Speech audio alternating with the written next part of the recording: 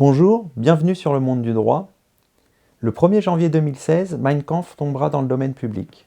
Alors que plusieurs personnalités ont protesté contre le projet de réédition de l'ouvrage d'Adolf Hitler par les éditions Fayard, l'association Initiative de prévention de la haine préconise d'apposer sur chaque texte un bandeau et un avertissement pédagogique afin d'enseigner sur les conséquences de la propagande antisémite et raciste.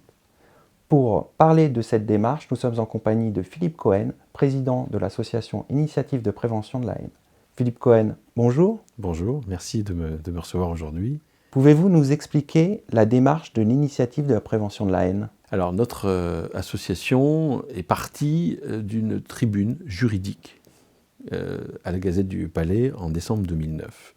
Et cette tribune disait, il est quand même très singulier de voir que le droit d'auteur donne un rendez-vous très singulier et très original et effrayant à notre mémoire et à l'histoire, puisque 70 ans après la mort de l'auteur, eh bien, les droits d'un livre assassin qui a été utilisé de manière pamphlétaire comme un manifeste de haine pour encourager des populations à exclure, haïr et stigmatiser l'autre, puissent tomber dans le domaine public, une expression qui a un sens, du droit d'auteur et finalement être dépourvu de ce qui restait de ce fil ténu de contrôle que le Land de Bavière a exercé pendant 70 ans après 1945.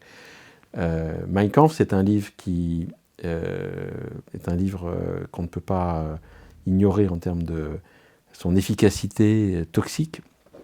Pour autant, l'interdire aujourd'hui ne fait pas sens. On n'interdit pas sur Internet. Le Luxembourg, par exemple, vient de déclarer qu'il fallait que ce livre continue d'être interdit au Luxembourg. Certes, il pourra être interdit dans certaines librairies ou bibliothèques, mais Internet est là. Et en 2 clics, le souci que l'on a aujourd'hui, c'est que le livre est accessible très aisément et le plus souvent de façon laudative.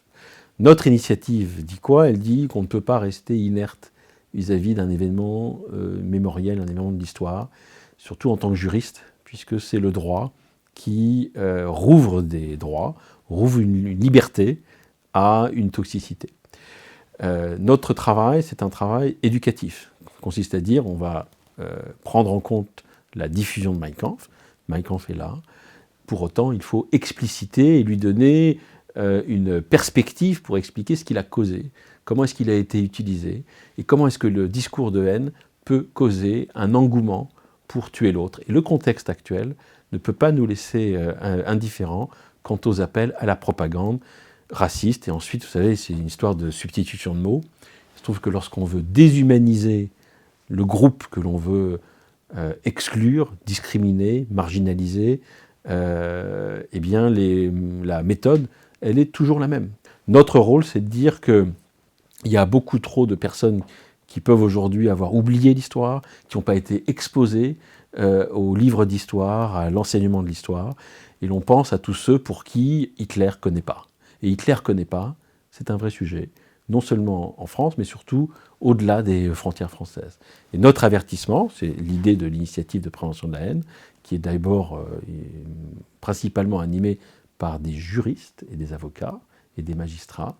C'est un projet commun de soft law, puisqu'il n'y a aucune coercition prévue, mais consiste juste à dire, proposons sans obligation aux éditeurs responsables, et quelqu'un qui a un site internet est un éditeur, de pouvoir avoir accès à un outil pratique en plusieurs langues, qui est un avertissement de 1 page, qui a été inspiré sur le modèle de la jurisprudence française, inspirée en 1978, puis 1979, par les tribunaux français. Il n'y a aucun autre pays qui a eu cette idée d'avertir plutôt que d'interdire.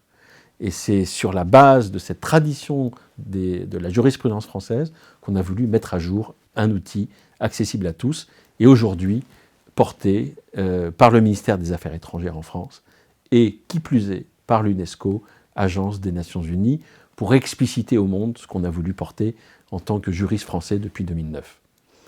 L'action de l'initiative de la prévention de la haine trouve son prolongement dans la sortie prochaine, en janvier 2016, d'un ouvrage pour en finir avec Mein Kampf. Pouvez-vous nous le présenter ? Alors, notre ouvrage qui sort le 18 janvier, qui est sorti, s'appelle « Pour en finir avec Mein Kampf et combattre la haine sur Internet », pour expliquer toute l'histoire, à commencer par l'histoire judiciaire autour de Mein Kampf. Et ensuite, on explique quel est le sort de la propagande de haine après 1945, le sort de ce livre qui continue d'être un best-seller dans plein de pays, y compris des pays qui ne sont pas très loin de la France, et de pouvoir comprendre comment est-ce qu'un livre aussi haineux peut être un tel succès aujourd'hui, et qu'est-ce qu'on peut faire, nous, en tant que citoyens, en tant que juristes, en tant que personnalité engagée dans la vie civile, pour dire que le 1er janvier 2016, on ne peut pas se réveiller en se disant « la date est passée, le livre est libre et on n'a rien fait ». Philippe Cohen, merci pour ces précisions.